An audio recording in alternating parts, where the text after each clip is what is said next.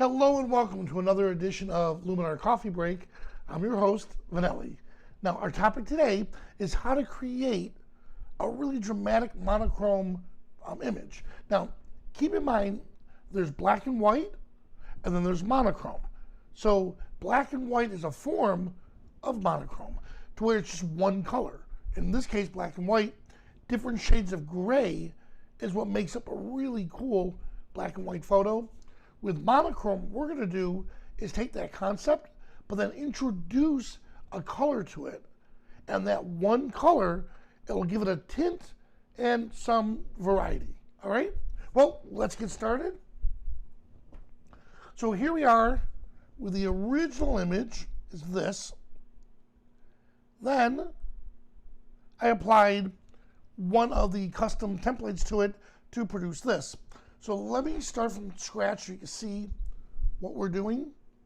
So under Edit, I'll come over here to the history. Now I did, let's see, where are we? Well, we'll start from the original. All right, so here's the original image. And before we go any further, notice the perspective of it is off. So let's come over to composition. And I want to straighten it out. Good. And then I'm going to fix the perspective. There we are.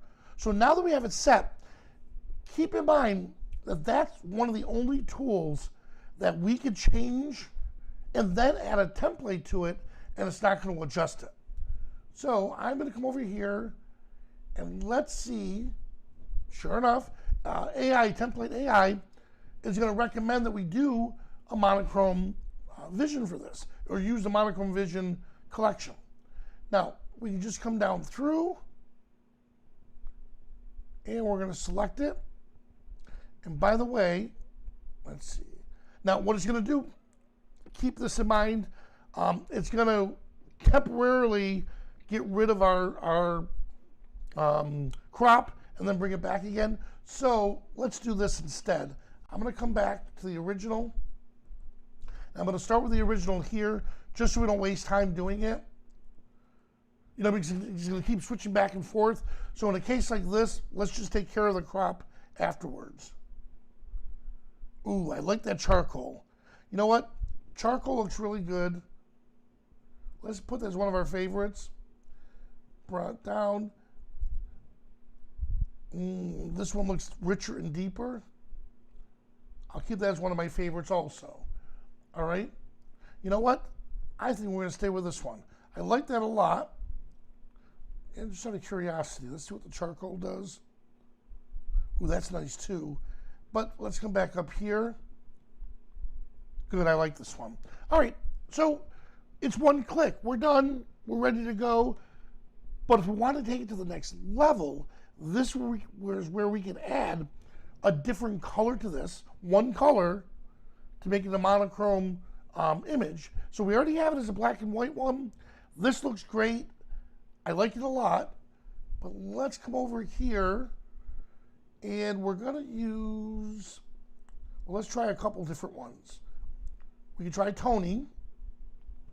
Toning is going to substitute the highlights and the shadows with a color. So let's start with the highlights for a moment. Build up saturation.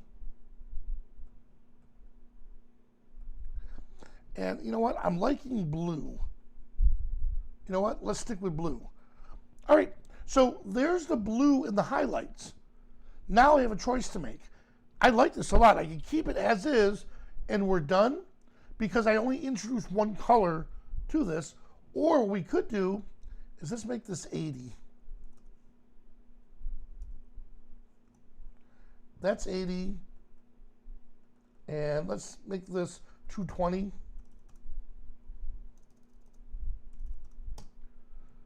All right, that looks good. Now, let's come over here to the shadows and apply the same numbers. Because I don't want to add, you know, I don't want to come in here and add a second color because now it's not dual tone. It's not a monotone, it's dual tone. So the numbers that we had were 80. And down here was 220.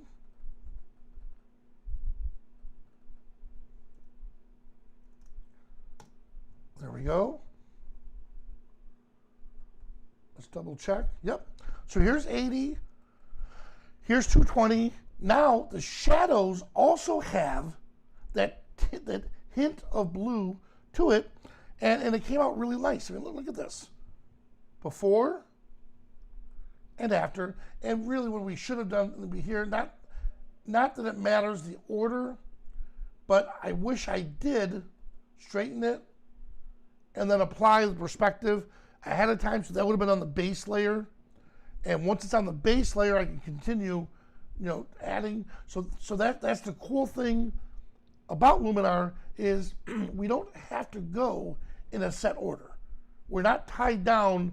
We have to crop first. We have to do this second. We can come up with the way we want to do it. All right.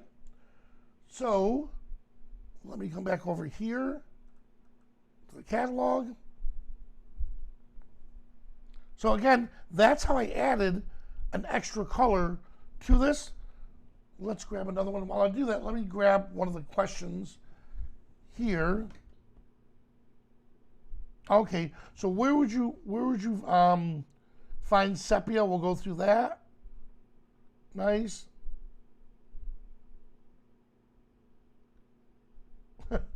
So, all right, we are here. Let me grab this one here. All right, so we have this right here again, before and after. And for sepia, let me think. One moment. And by the way, that's illuminating the skyline blue, and it's representing that it's thinking.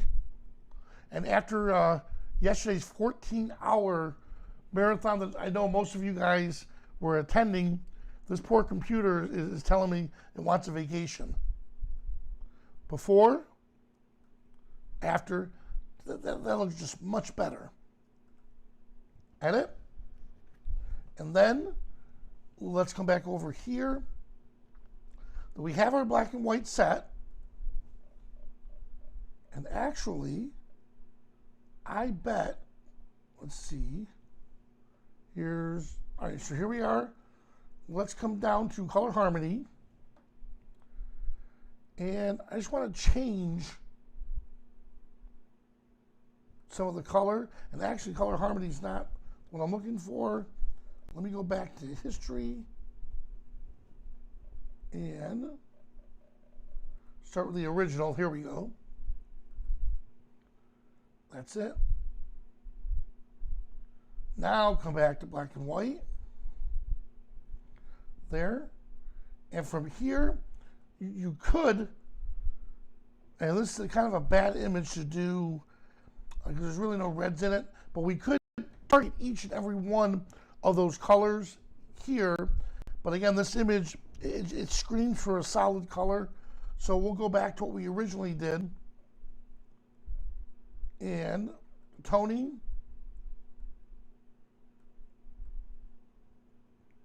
Change it up a bit. And you asked about the sepia color. Here's a good way you can adjust it to get that tone you're looking for.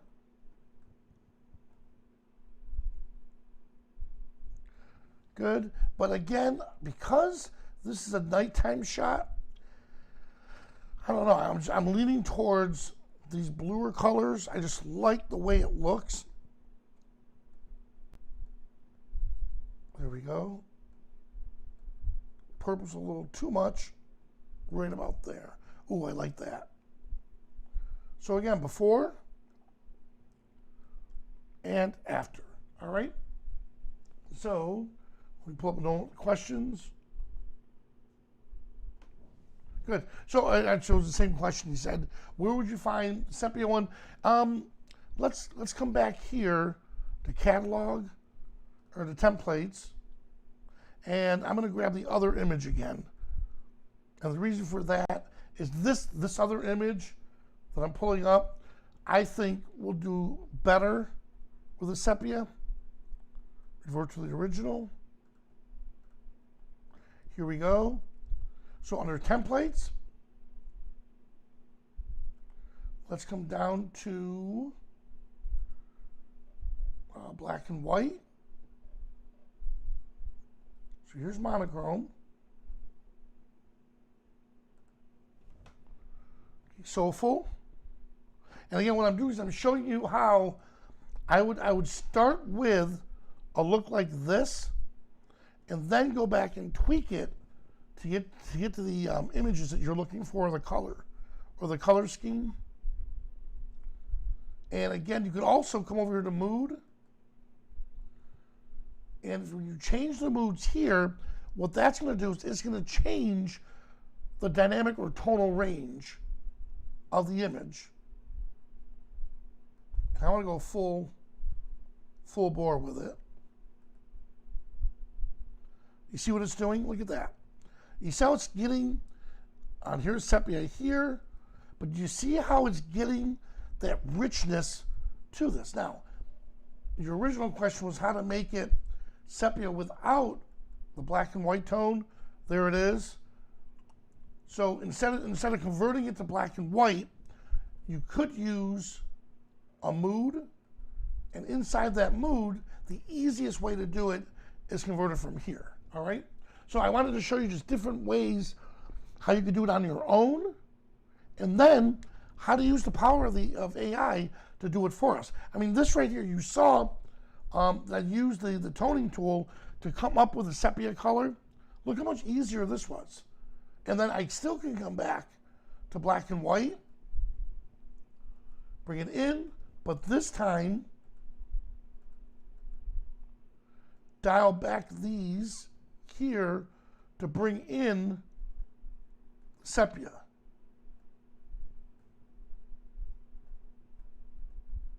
And right about here. And the blues. So you see how you can play with it to where if you want the black and white tool to fade back a little bit so it's not completely black and white, this is an option to where you can just go back in and dial it back a bit. And when you do that, you're bringing out down here the mood that we selected, which was sepia. So if I hide this, this is what we did to the black and white. If I put this back in, this is what we're doing when we're adding it in. All right? Awesome. Let's see. Let me pull this up. I apologize. I don't have my glasses on, so I'm trying to read from across the screen. Okay, good. So what's the difference between LUTs and templates? Who's that? Gary? Gary, thanks so much for asking. So a LUTs is a lookup table. And you saw what that just did for us here, where you could take an image and apply a different or reassign the colors to an image. You'll notice lookup tables are considered color gradient, and that's what they do on the movies. They'll film the movie in RAW, and then they'll apply this update or these LUTs to it, and it gives it that cinematic look.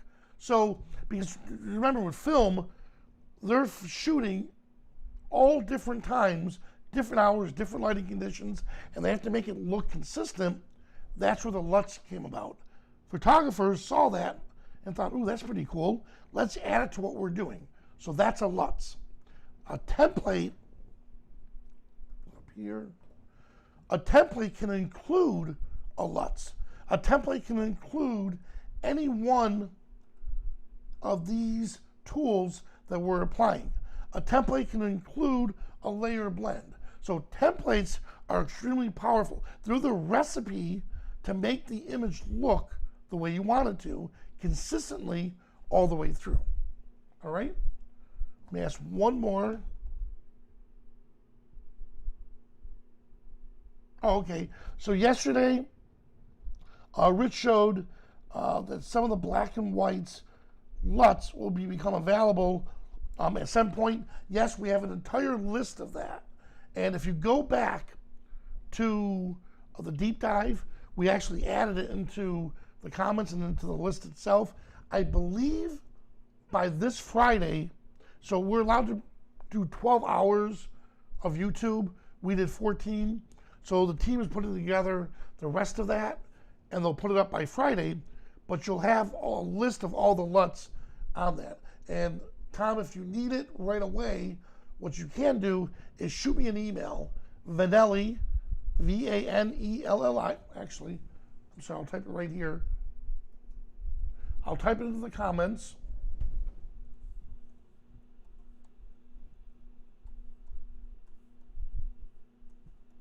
So Vanelli at Skyline.com. I missed the V. I apologize. So add the V. Good job, Pat. Pat says she used number 37.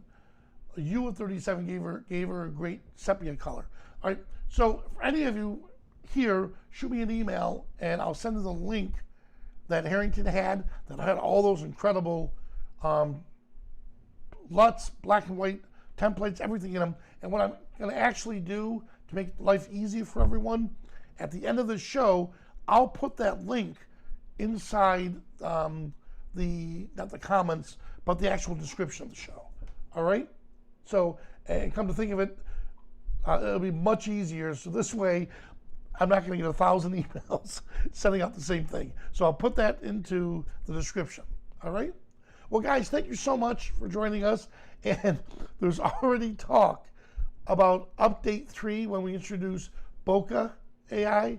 There's already been talk about doing another 14-hour marathon.